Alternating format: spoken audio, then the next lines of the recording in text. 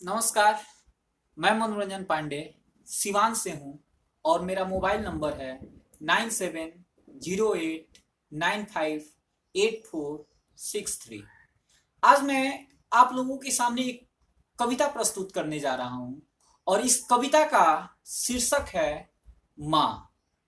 माँ एक छोटा सा शब्द है, लेकिन इस माँ शब्द को पहचानना उतना ही मुश्किल है जितना समुद्र में मोती खोजना मुश्किल।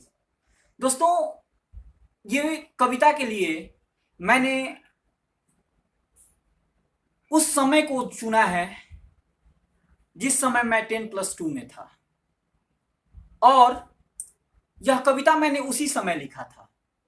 इस कविता को लिखते हुए एक छोटी सी कहानी मैं बता रहा हूं कि वो समय था माँ का मैरिज एनिवर्सरी, और मैरिज एनिवर्सरी माँ के लिए एक साड़ी खरीदना था। मुझे समझ में नहीं आया कि माँ के लिए कैसा साड़ी खरीदूं, लेकिन मैंने साड़ी खरीदा और वो माँ खुश हो गई।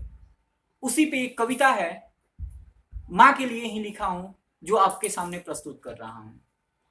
यूं तो सच कहा जाए कि मानव रूपी जिंदगी मिलना मुश्किल ही नहीं, नामुमकिन सा लगता है लोगों को। यूं तो कहा जाए कि मानव रूपी जिंदगी मिलना मुश्किल ही नहीं, नामुमकिन सी लगता है लोगों को, पर जो मानव रूपी जन्म देती है वो माँ होती है। वैसे मुझे जब उसने पहली बार देखा था जब उसने मुझे पहली बार देखा था तो शरीर में तो उसकी पीड़ा थी, पर सबसे ज्यादा उसका चेहरा खिला था। वैसे मुझे जब उसने पहली बार देखा था तो शरीर में तो पीड़ा थी, पर सबसे ज्यादा चेहरा उसका खिला था। आंखों में तो आंसू थे उसके, पर मेरे रूप में सबसे अनमोल धन के रूप मैं जो बेटा मिला था। जब मैं खुश हो जाऊं तो उसके चेहरे पे खुशी के 4 चांद लग जाते हैं, और जब मैं उदास हो जाऊं तो उदासी की हर मर्ज की दवा वो बन जाती है। भले कितना भी ना समझ बनूं उसके सामने, पर मुझे वो समझ जाती है।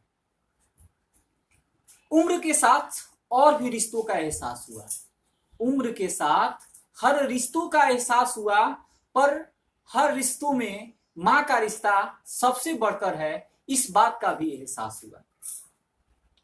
उसके बाद जब अकेला रहूं या जब अंधेरा हो, या जब भूख लगे तो उसकी याद आती है। सोचने में आसान लगती है जिंदगी, पर जब खुद से जीता हूं तो उसकी याद आती है। कभी कभी